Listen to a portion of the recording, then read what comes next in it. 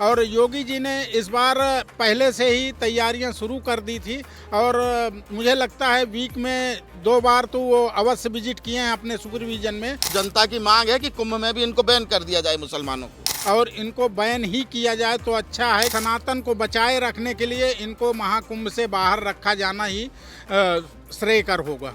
मतलब पहले की अपेक्षा बहुत अच्छा है, इसमें सुधार बहुत ज़्यादा हुआ है। हाँ, मतलब उनको बैन कर देना चाहिए क्योंकि उनकी आस्था अलग है, हमारी आस्था अलग है। अगर वो आएंगे तो कहीं ना कहीं हमें लगता है कि भद्रता होगी। तक अब ये हमारे योगी जी हैं, अपने धर्म के प्रति हम स्वतंत्र हैं और देश की कमान अब की बार योगी को संभाल लेनी चाहिए।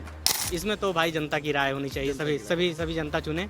प्रयागराज की धरती से जेवर 24 के तमाम दर्शकों को मेरा नमस्कार। मैं हूं मोहित कर्णेश ठाकुर।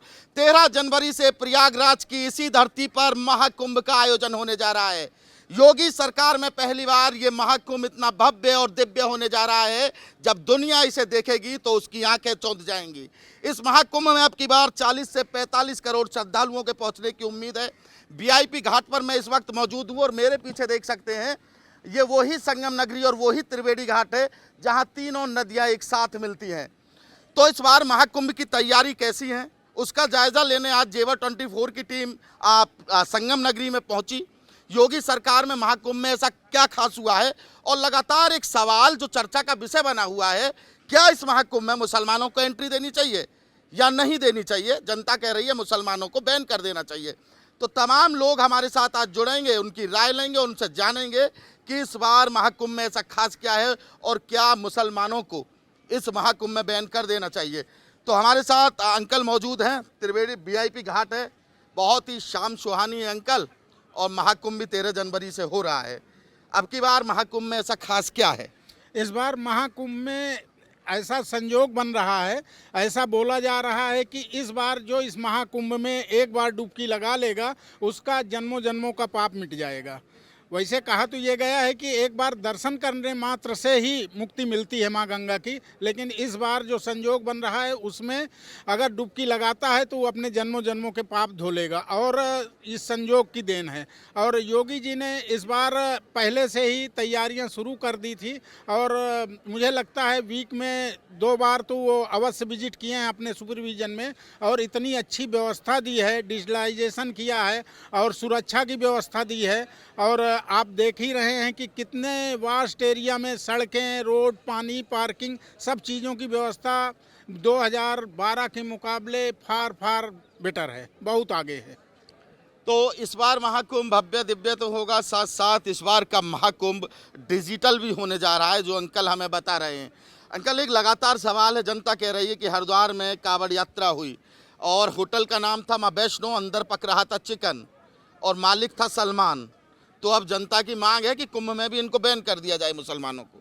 नहीं, ये तो हमारा ये एक विशुद्ध और बिल्कुल पवित्र ये धर्म है और यहाँ पे किसी भी तरह की अपवित्रता बर्दाश्त नहीं की जाएगी और इनको बैन ही किया जाए तो अच्छा है, क्योंकि मेन चीज़ ये हो जाता है उनका रहन सहन, सोच विचार सब हमारे ये सनातन से अलग है। तो इसलिए सनातन को बचाए रखने के लिए इनको महाकुंभ से बाहर रखा जाना ही श्रेयकर होगा। बिल्कुल बिल्कुल। तो और भी लोगों के पास जाएंगे, कुछ लोग हैं, इनसे बातचीत करने की हम यहाँ भी कोशिश करेंगे। त्रिवेणी घाट पे देखिए अंकल आंटी हमें भी मिल गए इन्हीं की तरह, ये भी बैठे हुए हैं, कुंभ देखने आए हैं। अभी तो कुंभ शुरू नहीं हुआ है जी, अभी तो कुंभ शुरू नहीं हुआ है। आप यहीं के रहने वाले हैं क्या? यहीं के रहने वाले। अच्छा, क्या खास है अब की बार कुंभ में? इस बार की कुंभ बहुत ही भव्य और दिव्य होने जा रहा है। अच्छा, योगी सरकार में कुछ अलग हो रहा है? बिल्कुल अलग ही हो रहा है। जैसे अब ये तो आज तक इस तरह कभी हुआ नहीं, डिजिटल, इस बार डिजिटल कुंभ होने जा रहा है और इतनी भव्य व्यवस्था कभी नहीं रही। अच्छा, इतनी भव्य व्यवस्था कभी नहीं। क्या नाम है अंकल आपका? राजू कुमार। राजू जी, एक बात और बताइए कि जनता कह रही है कि मुसलमानों को बैन कर देना चाहिए क्योंकि ये बहुत आस्था का संगम है। नहीं, आस्था का संगम है, लेकिन अब इस पर हम कुछ कह नहीं सकते आपसे। अच्छा, हम कुछ नहीं बोलते। तो राजू जी थे हमारे साथ, कह रहे थे कि योगी सरकार में महाकुंभ तो अच्छा होना चाहिए, लेकिन मुसलमानों का जो मुद्दा है वो चुप हो गए क्योंकि बोल रहे हैं कि इस पर हम कुछ कह नहीं सकते। खैर, और भी लोगों के पास जाएंगे। देखिए ये युवा बैठे हैं भाई, जूते पहन रखे हैं इन्होंने स्पार्क्स के, और महाकुंभ देखने आए हैं, प्रयागराज के ही हैं आप भी? जी प्रयागराज से ही है। अच्छा, कैसा है आपकी बार, क्या खास है कुंभ में, एक सबसे युवा के नजरिए से देख रहे हैं? सबसे बड़ी परिवर्तन तो हमें लग रहा है डिजिटलीकरण। अच्छा, आज क्या देखा जाए तो 2013 अर्धकुंभ मतलब देखे थे, उसकी अपेक्षा यहाँ मतलब डिजिटल बहुत ज़्यादा मतलब विकसित, देखा जाए विकसित के नज़रिए से तो मतलब पहले की अपेक्षा बहुत अच्छा है, इसमें सुधार बहुत ज़्यादा हुआ है। और अगर देखा जाए तो कहीं ना कहीं ये बहुत से लोगों को मतलब रोज़गार के नज़रिए से देखा जाए तो उनके लिए भी बहुत सारी सुविधाएं, मतलब जैसे कुछ उनका रोजी रोटी चल सकता है। और हमारे कहीं ना कहीं ये अर्थव्यवस्था में भी बहुत मतलब सुधारनीय है। तो क्या पढ़ते हैं आप, किस क्लास में पढ़ते हैं, क्या कर रहे हैं? इसमें तो तैयारी चली है एसएससी की। अच्छा अच्छा, जी, तो क्या नाम हो गया आपका? राहुल मिश्रा। राहुल मिश्रा। राहुल मिश्रा, एक बात बताइए कि हरिद्वार में अभी कांवड़ यात्रा हुई तो योगी सरकार ने आदेश दिए कि दुकानों पे नाम होने चाहिए मालिकों के, जी जी जिसके बाद कुछ गपड़ा जपड़ी आई सामने, जी जी। और अब कह रहे हैं जनता की यहाँ पर मुसलमानों को बैन करना चाहिए। आपकी क्या राय है युवा होने के नाते? अब हाँ देखा जाए, पास्ट को अगर देखा जाए तो पास्ट के नज़रिए से तो ये जो मतलब नियम है मतलब जिसने भी ये मतलब ये मन बनाया है, मतलब जिसकी भी राय है अपनी मतलब इस आस्था को देखते हुए, तो मेरे भी नज़रिए से ये है कि मतलब मुसलमानों को बैन कर देना चाहिए। क्योंकि अभी देखें आप, वैष्णो माता मंदिर जैसे आप जिक्र किए, वहाँ मतलब बाहर नाम था वैष्णो माता देवी नंबर मतलब मंदिर का नाम, और होटल, और अंदर देखे कि मतलब मांस की चर्बी प्रसादों में मिलाया जा रहा है। तो ये सब देखते हुए तो कहीं ना कहीं यही ख्याल आता है कि हाँ मतलब उनको बैन कर देना चाहिए, क्योंकि उनकी आस्था अलग है, हमारी आस्था अलग है। अगर वो आएंगे तो कहीं ना कहीं हमें लगता है कि अभद्रता होगी। अभद्रता होगी जी, तो ये सब देखते हुए तो यही लगता है कि मतलब उनको पूर्ण रूप से बैन कर देना चाहिए, क्योंकि उनकी भी आस्था अलग है, हमारी आस्था अलग है। हम लोग उनके मतलब आस्था में हस्तक्षेप नहीं करते, तो उनको भी ये सोचना चाहिए। मदीना नहीं जाते हम, तो उन्हें भी कुंभ नहीं आना चाहिए। क्योंकि आएंगे तो हमें नहीं लगता कि वो एक मतलब धर्म की भाव से आएंगे या फिर गंगा में स्नान करेंगे, हनुमान जी के दर्शन करेंगे, इस भाव से नहीं, अभद्रता करने आएंगे कुछ ना कुछ। क्योंकि आप देखे होंगे 2013 में जब यहाँ अर्धकुंभ लगा था तो मतलब 36 की 46 लोग एक्सपायर हुए थे। तब यहाँ पे शासन किसका था? अखिलेश यादव जी का।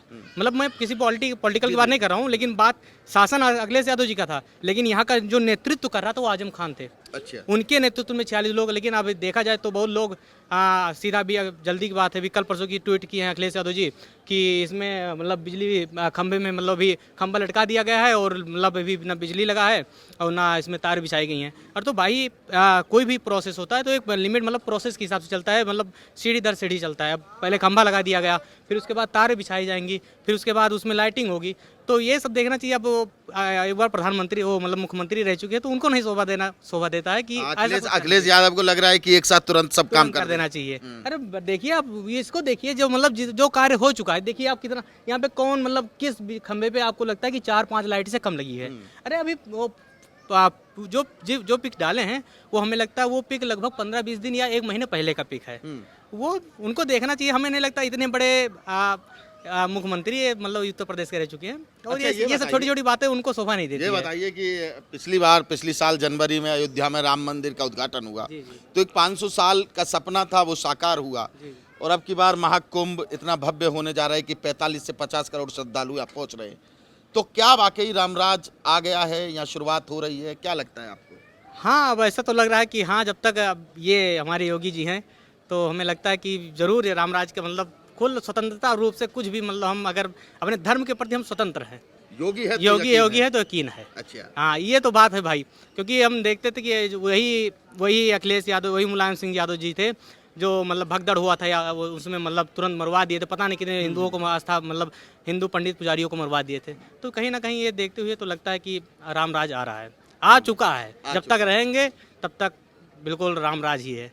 अच्छा, और हम हिंदुओं को भी सोचना चाहिए कि थोड़ा एकत्रित रहें, सब चीज़ देखते हुए। जैसे वो अपना धर्म कहीं ना कहीं अपना मतलब जैसे विवादित हो जाएगा कुछ, तो इतना ही ठीक है। कोई नहीं। और देश की कमान अब की बार योगी को संभाल लेनी चाहिए, ये तो कोई विवादित नहीं होगा। अब इसमें तो भाई जनता की राय होनी चाहिए, सभी जनता चुने कहाँ, क्योंकि भाई अब बहुत से अनुभवी लोग भी यहाँ पे पूरे समाज में क्या बता, क्या कर रहे हैं आप? एसएससी की तैयारी चल रही है। तो राहुल मिश्रा ने बहुत युवा हैं, 20-21 साल इनकी उम्र होगी, और तमाम मुद्दों पर इन्होंने हमसे जो बातें की वो बहुत गहनता से की और बहुत हकीकत इन्होंने कहा। और महाकुंभ को लेकर इन्होंने जो कुछ भी बताया 2012 से लेकर अब तक, उसकी एक एक बात में बिल्कुल सटीकता है। और भी लोगों के पास जाएंगे और लगातार आपको दिखाएंगे कि इस बार के कुंभ में आखिर ऐसा है क्या। जेवर 24 पर महाकुंभ की महा कवरेज लगातार जारी है, बने रहिए हमारे साथ।